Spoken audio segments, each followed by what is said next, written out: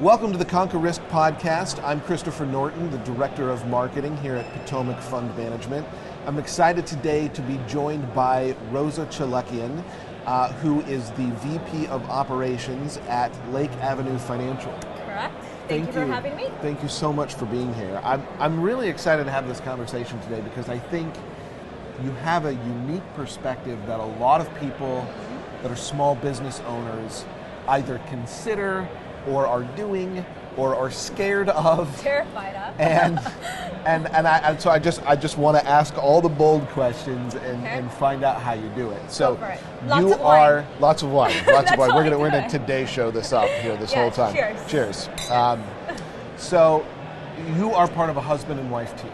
I am. And from what you told me leading into this podcast, you do all the work while your husband runs around on social media and those kinds of things. But in all seriousness, I'm glad you see the same thing that I feel. Yes. We know. We all know. Yes. We all know. We all love Alex, but we all know the truth behind the organization. But in all seriousness, you're a great husband and wife team. And so we'll just start at the beginning. Tell me how that came about. At what point did you say, this is a good idea? Okay. Well, it didn't start as a husband and wife thing, so I think that has a lot to do with it. He didn't hire me because I was his wife. He hired me actually before we were even dating. So we were already working together as friends before we even got married. We've been working together for 9.5 years. We've only been married for 6. Okay. So there was a history before we got married. But it did make things a little bit more complicated once we got married. Yeah. And I wouldn't say it was him and I as a couple. It's when Alex brought in other people or partners. It's hard for them to say, like, okay, who's the boss? Is it you? Is it her? You know, who do we listen to? So I think that was a bit more of an issue. Interesting. Yeah. Interesting. So talk to me then about how that kind of dynamic has played out. Is there, I'm imagining the sort of growing pains of that. Mm-hmm. But now on the other side of it, do you feel like you've found the right balance between work and our marriage? That's kind of where I'm going with it. It's how do you delineate that? Because you're together at work, you're together at home, you're together with kids, you're together on the road. How does that balance out in a meaningful way where it doesn't feel like either you're working all the time or it's just sort of muddled? And it's hard not to be working all the time when you're a husband and wife. That's one thing. But I need my space. Alex's bright idea in the beginning was like, we need to share an office. And I was like, heck no, we're not sharing an office. I need my space. So our offices are next door to one another. He then wanted to cut out a little window so he can see me all day. Oh, and I said, gosh. Not happening. I need my space. Okay. So that helps, having that privacy and getting to do, what we each need to do throughout the day without the other one being there. Most of the times we don't even see each other unless we're seeing clients or in client meetings, because we do our clients meetings together and conference calls. Other than that, we really don't see each other. He's doing other things or working on his Advisors Unite, or now he's, instituted this new thing where he's not coming in Monday, Tuesdays, and Fridays. So I only really see him Wednesdays and Thursdays. I now have a new bar to aspire to. Yes, right? So I only now see him Wednesdays and Thursdays, so that helps. Okay. It really does. And so part of what you're saying is working together doesn't mean it's like you're sitting together at the same desk. We don't even carpool together. I won't allow that. I want to drive to work, and if I have to go, I have to go. And I need my car. I think we both need to be in control, so we don't ever carpool together. Well, I think there's something to be said for that. As somebody that works from home, that's something that all of us at Potomac work from home, and that's something that we all talk about, is kind of drawing that line between your workday ending and beginning. And it's like, if I'm sitting at my dining room table, when am I at work and not? And like, I don't have a commute, but taking that time to sort of start my workday and end my workday and that being a thing is important. But there isn't really, as much as Alex and I say we don't want to bring, work home, ideas pop up at 11 o'clock at night or on a Sunday morning, you just can't X out of it. Like, it's going to happen. The only time when Alex and I do not talk about work, it's Wednesday nights. We have date nights. We're not allowed to talk about work. That's like pretty much the only time that it's just he and I. Okay. But working together has a lot of pros as well.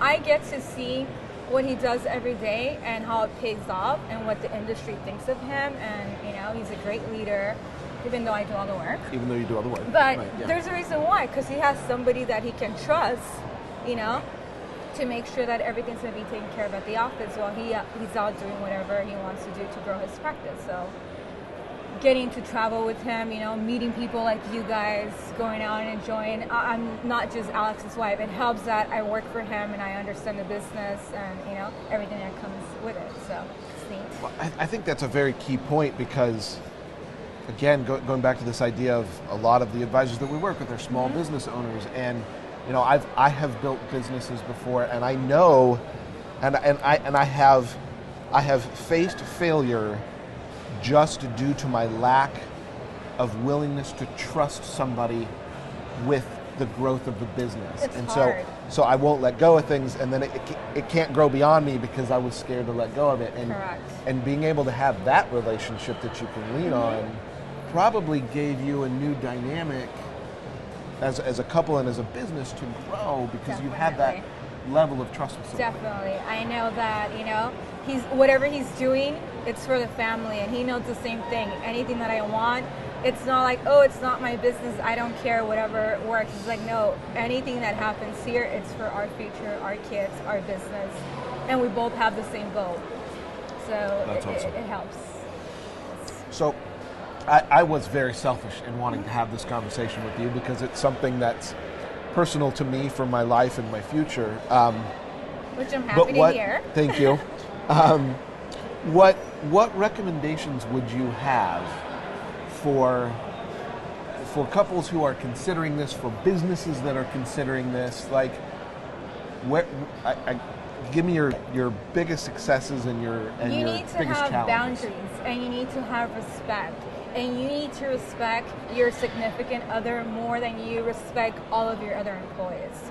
You guys should never have arguments in front of your coworkers because whatever happens, they don't need to see that, and it creates animosity. Sure. Then they feel like they have to pick between, you or him. Which now they we're will taking pick sides. me.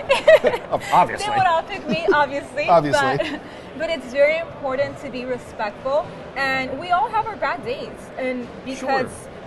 Even though you try not to bring problems home or to work or whatever the other way around, sometimes it's tough. You're having a bad day. Yeah. So days like that is I'll take a sick day off, and I said, you know what, babe, I'm not coming in today. And we established that if we're having a bad day in our household, we don't want to bring that to the office, so we just work from home. Awesome. So then it doesn't cause issues or animosity in the office, which you don't want. Yeah, because no one's perfect. Well, right, and it's not realistic to think that Alex and I have this perfect world and that we never have arguments or we always agree. Trust me, we don't agree on 99.9% of things, but we have to respect the other's, decision. I don't have to agree with his opinion. I just have to respect it. That idea of structure and clear boundaries. I mean, that's really the formula for success in just about everything. But in this type of dynamic, I can see how that would make such a difference in. And it in took not only, time. It didn't happen overnight. Yeah. So it took, a good year or two after we got married for us to really, nail that. And when we got married, it was really important for us to say if something doesn't work out, our marriage, our family, our kids, we are a blended family. They already been through a lot, so it's more important for us to work on our marriage. First. Yes. Yeah. No, I can be replaced, even though I can't. No, but but I'm replaceable. He can find someone else to take my role at the office, and he can't do that at home. So. Right. So we had to come to the conclusion that we need to do what's best for our family, and if at any time it doesn't work out, I will exit the practice or work for somebody else. Right. So. Right. Yeah. Well, this has been very insightful, and I appreciate you taking the time to just Thank you. share a little bit about your work life and really your whole life. So Indeed. we appreciate it very much. Is there any parting words of wisdom that you would share to families considering this? Well, it's doable. Just like I said, be respectful to one another, support one another. You guys are not going to agree. I'm telling you, you're not going to agree, but it's going to work if you guys want it to work. That's well said. Yes. That's a good perspective to keep. If you want it, work for it. It's going to work. You have to make it work. It's not just going to happen. So. Awesome. Well, thank you for joining us. Thank you for having me. Thank you for being a part of this today. Thank you.